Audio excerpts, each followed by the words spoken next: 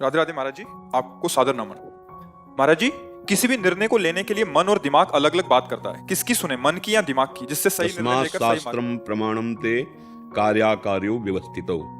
क्या कार्य है और क्या अकार्य है, अर्थात क्या निषेध है और क्या विधि, क्या करना चाहिए और क्या नहीं करना चाहिए, ये शास्त्र प्रमाणित होना चाहिए।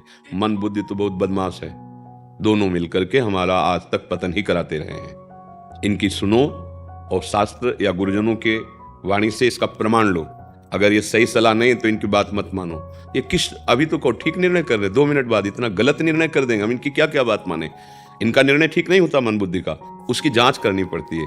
भगवान इसीलिए कह रहे हैं मय्येव मन आधत्स्व, हमारे बिना दस्तखत के हमारा मन कुछ नहीं कर सकता।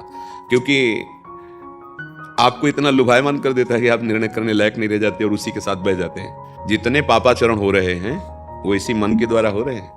मन बुद्धि की सलाह जैसी हुई, जो दिखाया, जो संकल्प बनाया, वही क्रिया की, तो वो दुर्गति पक्की हो जाती है। अब साधुता या भगवत मार्ग या दैवी संपदा या मानवता तभी आएगी जब भगवान की आज्ञा के अनुसार चलोगे।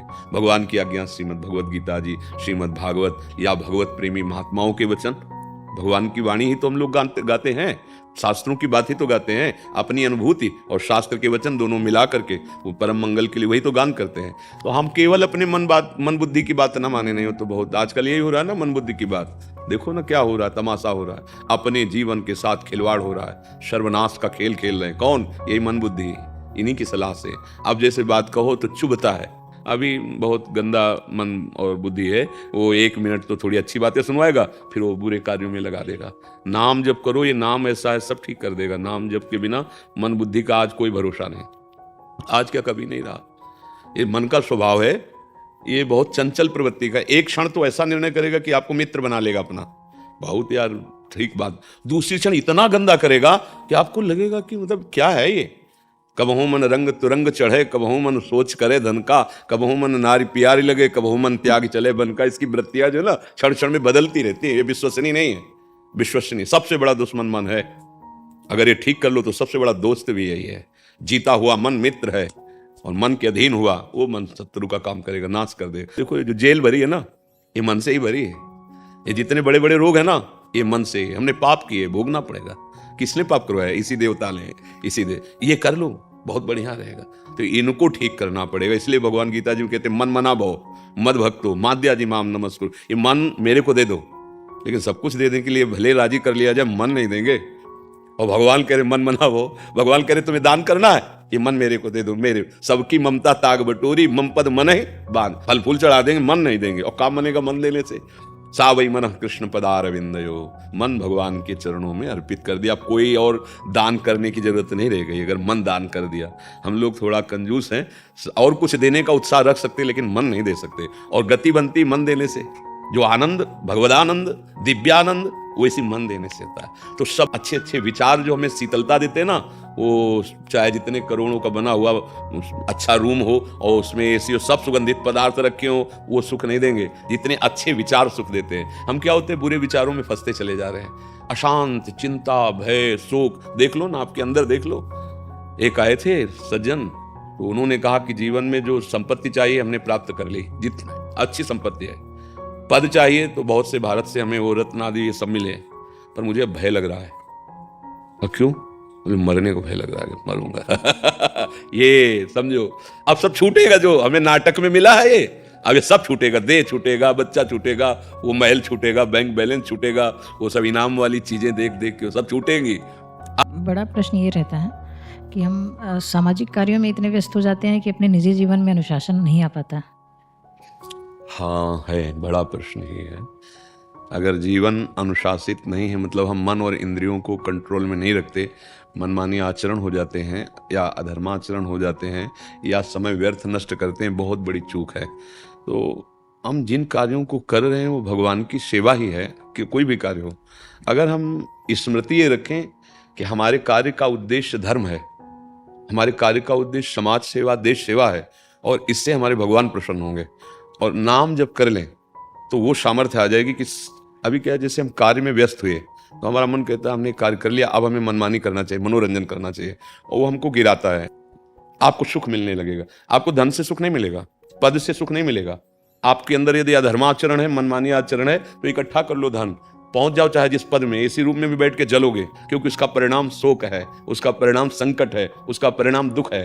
अगर भगवान का आश्रय लेकर सही मार्ग में चलोगे, संयम से चलोगे, तो नमक रोटी भी मिलेगी पर हृदय शीतल रहेगा, शांति रहेगी, और भगवान का बल है इसलिए भय नहीं रहेगा। तो हमारी प्रार्थना, जो कर रहे हो भगवान की पूजा है, जो नहीं करना चाहिए वो बिल्कुल मत करना, जानते हो सब लोग।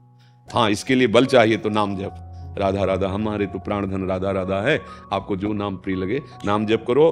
प्रार्थना है ये नशा ना करो, जैसे आजकल बहुत चला है ना, शराब पीना, मांस खाना, ये गंदे आचरण करना, भैया ये कभी तुम्हें सुख नहीं देंगे, ये तुम्हारे जीवन को नष्ट कर देंगे। तुम्हारी राधे राधे महाराज जी। महाराज जी, जिंदगी में और कोई इच्छा बाकी नहीं है, केवल एक विनती है कृष्ण जी से कि मुझे मेरा अहंकार जो है उसको त्याग कर मुझे कृष्ण चैतन्य में रमने दें। हर एक क्षण इस जिंदगी के बाकी समय को अपने दिमाग में ना जीकर केवल चैतन्य से चैतन्य में जीऊं। प्रभु की इसके लिए पहले समझना होगा कि आपका अहम स्थापित कहाँ है। आपको पता है आपका अहम कहाँ स्थापित है? अंतःकरण धर्म में 4 हैं। निश्चय करने के कारण उसे बुद्धि कहते हैं, संकल्प विकल्प करने के कारण उसे मन कहते हैं, चिंतन करने के कारण उसे चित्त कहते हैं, और स्वीकृति करने के कारण उसे अहंकार कहते हैं। मैं स्त्री हूं, मेरा अमुक अमुक अमुक पद है, अमुक सुख सुविधाएं हैं, अमुक जितना भी मैं के साथ जोड़ती चली गई वो अहम में स्थित होता चला गया। अगर आप जैसे हमारे भारतीय संविधान की रक्षा में हो, रात दिन ईमानदारी से आप अपने पद का निर्वाह करें और नाम जप करें, आपको वही गति प्राप्त होगी जो एक महात्मा को प्राप्त होती है। क्योंकि सेवा है, हमारी माला चला करके सेवा है, तुम्हारा गोली चला के सेवा है। जहां जरूरत पड़े प्राण अर्पित करते हुए देश सेवा में समर्पित हो गए तो भगवान मिलेंगे। बस यही अहम का समर्पण है। भगवान की शरण, नाम जप और समाज की सेवा, ये 3 बातें जिसके जीवन में हैं वो उन्नति को प्राप्त हो जाता है। उल्टा भगवान का विस्मरण, अहम की शरणागति, मैं कुछ हूं, अब अपना निर्णय ही ठीक है, जैसे हम निर्णय करेंगे तो फिर ये गलत हो गया। अब जीवन बंधन युक्त हो जाएगा। आप कितना भी धन कमा लो, आपका हृदय जलेगा, अशांत रहोगे, मन तुम्हें जलाएगा, तुम्हारे मन में एक विषाद रहेगा, मन प्रसन्न नहीं रहेगा और शारीरिक दंड मिलेगा, तब टूट जाओगे। राधे राधे महाराज जी। महाराज जी, इनमें से एक जज हैं और एक सिविल सेवा अधिकारी हैं। ये कह रहे हैं कि विपरीत परिस्थितियों में अपने सरकारी सेवा कार्यों में सुधार कैसे करें? साधन पूजा के लिए समय भी कम मिल पाता है, ऐसे में भगवत प्राप्ति कोई कैसे हो पूजा पाएगी? आपको और नहीं करनी, मन में केवल सरकारी कार्यों में और हाँ बिल्कुल, अपने कर्तव्य का धर्म पूर्वक पालन करना, यही सबसे बड़ी पूजा है। अर्जुन जी कह रहे हैं मैं संन्यास लेना चाहता हूं, अपने पूज्य जनों को मार करके मैं स्वर्ग का भी राज्य नहीं चाहता। हे केशव, ये तो मृत्यु लोक के राज्य की बात है। भगवान ने कहा नहीं, मेरी आज्ञा का पालन करो, मेरा सतत स्मरण करते हुए युद्ध करो। मामनुस्मर युद्ध च तस्मात् सर्वकालेषु मामनुस्मर युद्ध च, भगवान कहते हैं। अर्जुन को सन्यास के लिए नहीं कहा। जो हमारा माला चलाना, आरती करना और भगवत कथा कीर्तन करने से पद मिलेगा, वही आपको हमारे भारत देश के जिस पद पे हो, धर्म पूर्वक वैसा ही कर्तव्य सामने वाले के साथ बर्ताव करोगे तो वो भगवान की पूजा होगी। हाँ, एक जरूरी है कि सब में भगवत भावना होना जरूरी है। तो कहते कि भगवत भावना करेंगे तो फिर उसे दंड कैसे दे पाएंगे? नहीं, भगवत भावना करेंगे तो दंड कैसे दे पाएंगे? तो दंड भी तो भगवत स्वरूप है। जब सब में भगवत भाव है तो आपने प्रभु ऐसा आचरण किया तो आपको दंड रूपी पूजा मिलेगी। आप रोग रूप से आ रहे हो तो औषधि रूपी पूजा मिलेगी। आप अच्छे आचरण रूप से आ रहे हो तो न्याय विभाग से आपको सम्मान मिलेगा। और आप अधर्म आचरण करके आ रहे हो तो आपकी ही प्रेरणा से हम आपको दंड देंगे। ये हमारी पूजा होगी।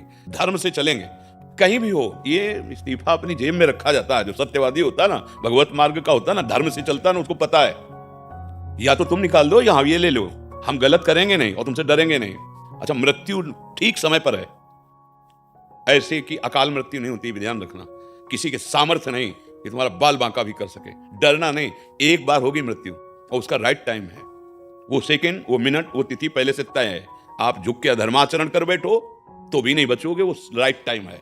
और चाहे ललकार करके जियो तो भी कोई मिटा नहीं सकता, क्योंकि राइट टाइम है। जो विधना ने लिख दिया, छठी राव के अंक, राय घटे न तिल बढ़े, रहुरे जीव निशंक। भयभीत क्या, 2 बार तो मृत्यु होनी नहीं ना, एक बार होनी, पक्का होनी। इसका नाम मृत्यु लोक है, सब जाएंगे। फिर यही तो कोई डरा सकता है ना कि हम तुम्हें मार देंगे। महाराज जी, मेरी भक्ति में दृढ़ता नहीं बन पा रही। मेरी भक्ति और श्रद्धा में उतार चढ़ाव होता रहता है। कभी तो बहुत अच्छी चलती है और कभी पहली बात है, जो आचार्य महापुरुषों का उसको समझो। दीर्घ काल निरंतर सत्कार सेवितो दृढ़ भूमि। दृढ़ता कब आती है? जब दीर्घ काल तक निरंतर महत्व बुद्धि रखकर आदर के सहित जो साधना की जाती है, वैसे भी सदोई भाषा में कहते हैं 12 वर्ष बिल्कुल कोई विघ्न बर्दाश्त ना करते हुए, मतलब विक्षेप ना पड़ने पावे तुम्हारी साधना में, तो तुम सिद्ध हो जाओगे। दीर्घ काल निरंतर सत्कार सेवितो दृढ़ भूमि। अब उतार चढ़ाव इसलिए आता है गुणों के प्रभाव से। हमारा अंतःकरण अभी गुणातीत थोड़ी हो गया है। 3 गुण है, सत्वगुण, रजोगुण, तमोगुण। जब सत्वगुण आएगा तो भक्ति अच्छी लगेगी, रजोगुण आएगा तो भोग अच्छा लगेगा, जब तमोगुण आएगा तो निद्रा आलस्य प्रमादोत्तम तत्तामसम् उदाहृतम्। नींद में पड़े रहना, आलस्य होना, अरे कौन भजन करे, प्रमाद होना, ऐसा। तो भोजन करते चबा चबा के तो भूख मिटती है, तृप्ति होती है, जिससे भूख मिटे तृप्ति और पुष्टि होती है और क्षुधा निवृत्ति होती है।